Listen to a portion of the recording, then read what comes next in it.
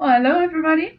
I'm here with Eleanor and Corian, and we learned a lot from them during this model on biorefinery. And I'm just here. I would like to ask a few more questions that go a bit more in depth. So first, say I have a resource, a biomass resource.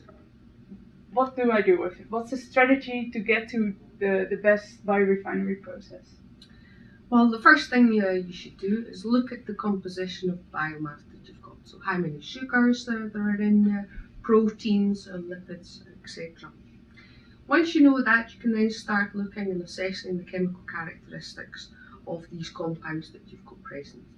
This is really important because if you start to remove them, you have to remove one without disrupting the rest. So if you know something about the chemistry of these molecules, this will help define which separation should take place first or take place in the second, and so on and so forth. Once you know that, you have various fractions which you can assign to various types of applications.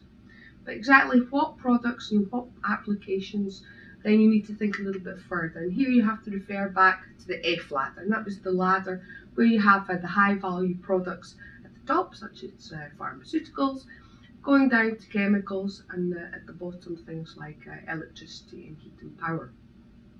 So then you can match your fractions with the types of materials that you're going to make.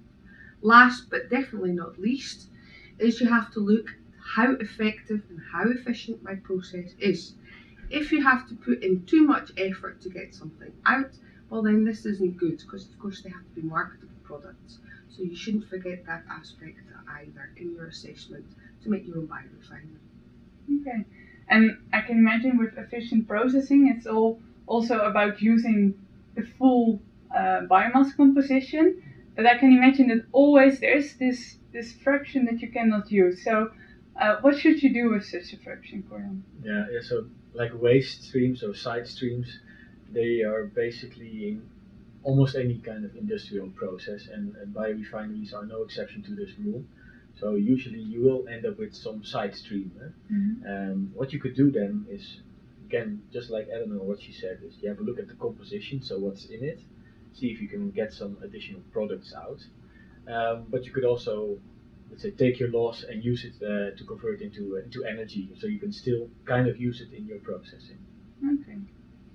And so within this module, we often talk about protein, sugar, the major components in the biomass source.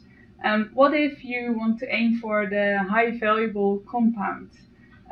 Would you take a different approach, use different methods for such a biorefinery process? That's a good question. In general, some of the general types of processing will be very similar actually to the high value or the lower value products, or the larger quantity products. So for example, extraction using solvent, and indeed you can extract valuable products using solvent extraction from various biomass sources. So very, very similar types of approaches. Okay, so we already learned that. That's good.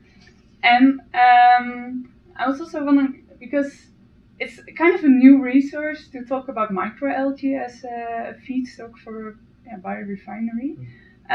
But there's also the major bottleneck, dewatering. Do you think that still the microalgae have a future?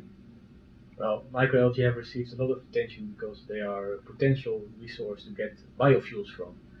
And indeed, so the harvesting and the dewatering technologies that we looked at in this module, so the sanctification and filtration, they are very costly if you do it on a very large scale, which is the biofuel business. Yeah. However, they can be cost effective when you go to smaller scale processes. So if you aim for more high value compounds, then they are able to do their job in a cost effective way.